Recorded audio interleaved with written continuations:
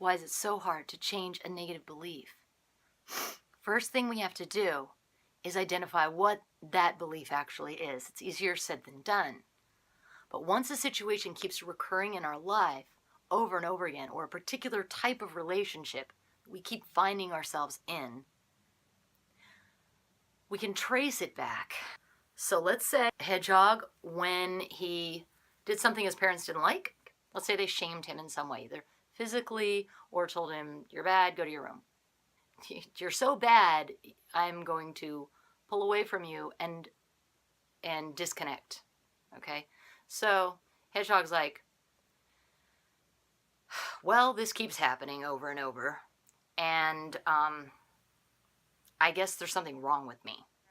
And we get the message that we are intrinsically bad. We are bad sons and daughters. So if we're a bad son and daughter, then we're a bad human being.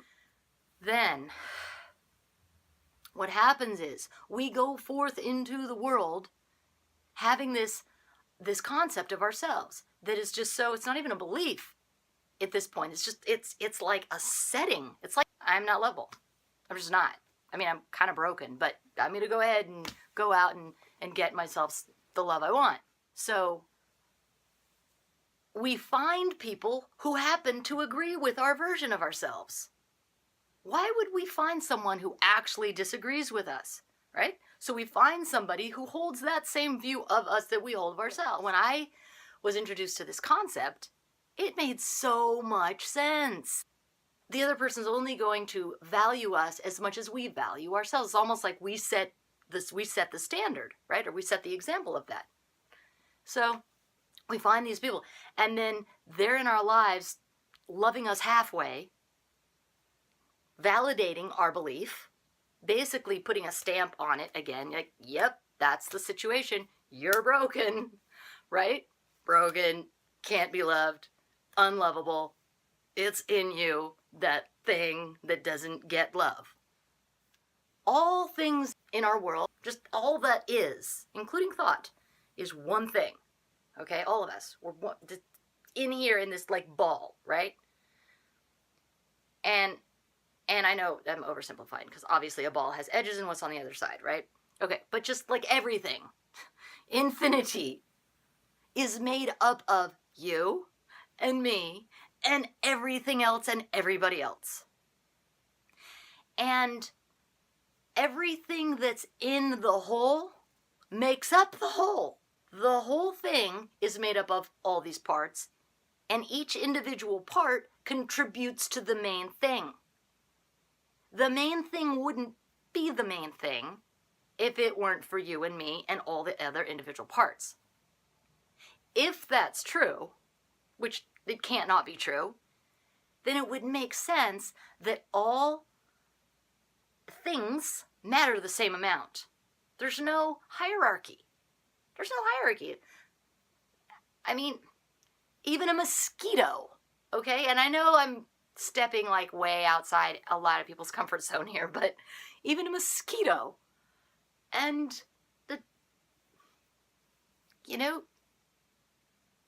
king, I was going to say the President of the United States, but matter the exact same amount.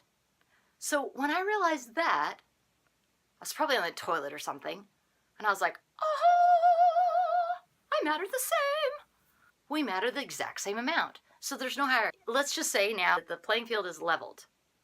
We all actually deserve, for lack of a better word, the exact same amount of good things that we want for ourselves. So if some person in a very healthy relationship wants that and has that, and someone in a very unhealthy, toxic relationship doesn't want that but has that, this one also deserves to have the good thing that they want. These two people want the exact same thing. They want love in the way that feels good to them.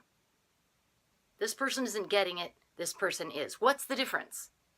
These two people matter the exact same amount, so that should mean that they both have access to getting what they want. So what's the difference? What's holding this person back? Maybe it's a belief. Maybe it's because they don't think that they can have that, so they really don't expected in the world, then it keeps showing up like that, reinforcing the thought and the belief, which I don't even want to call it a belief. Quite frankly, I don't want to call it a belief. It's more like just they don't feel like it's a belief. It's like a setting, but it is a belief. And beliefs can be changed.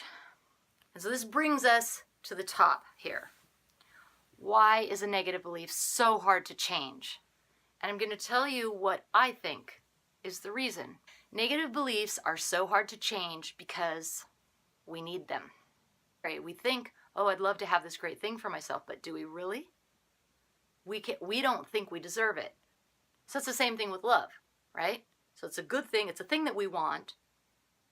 In one situation, we don't believe we can have it. So we resist even getting it. All right? So I'm not going to be able to have this really healthy relationship. So even if one came my way on a horse, maybe I'd be like, I can't have that. I wouldn't even see the guy. I'd be like, who's that weirdo?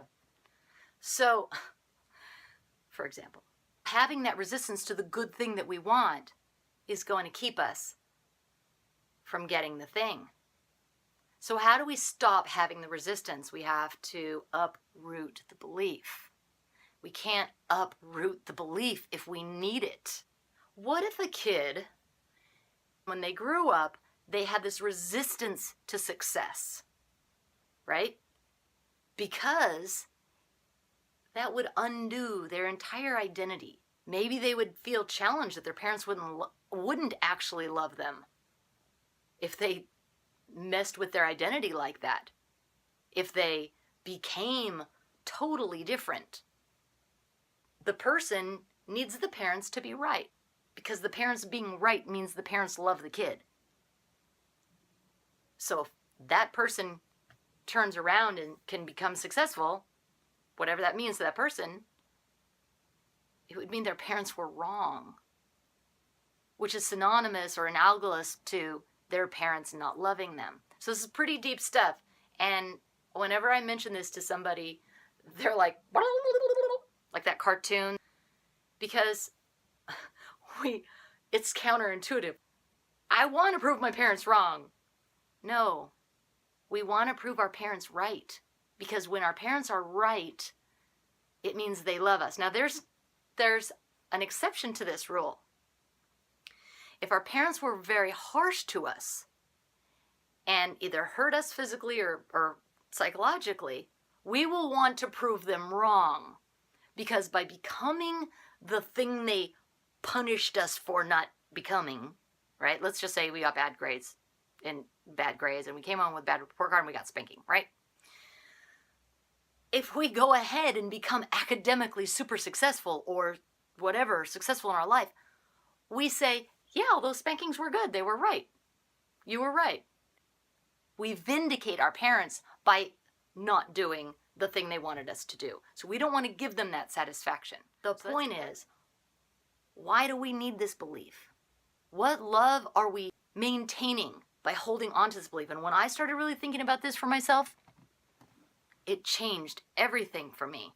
But like deeply from the inside, changed it in a way that we weren't devaluing ourselves, that we weren't like saying, oh, whatever, I should just have another belief. No, don't just have another belief. We have to honor why we have this belief. There's some survival reason. There's some probably really based on the love that we're getting imaginarily from somebody. I had to actually decide, am I willing to let go of my father, like completely? Maybe he'll just stop loving me 100% if I do the different thing. Like I had to actually decide, how do I want to be happy? We have to ask ourselves this question. So who am I going to honor right now? Right? That's an old program. And once you start really looking at why you want that belief, that's a really self-loving thing to do. And you go from the inside and you say, oh, wow, I really wanted my dad's love. I really wanted to maintain this place in my family. I really wanted to maintain this identity. Without it, how do I feel? And then we have to think about, well, how am I going to feel without that identity? How honestly would I actually feel? Try it on. Because now I feel like brave. I feel free. I made the decision. So that program isn't running in the background without me knowing about it, making good relationship decisions, and playing small, I guess. I hate that, actually, because that sounds so judgmental. But I'm just limiting myself in a lot of ways. So that's, you can decide then once you shine the light on it and you can look at, why do you want to believe this thing? Just ask yourself honestly. Then you can, then finally, you've shown the light of your awareness on the shadow. And it's not a shadow anymore. It's not a shadow. It's like, now you get to decide. Bye.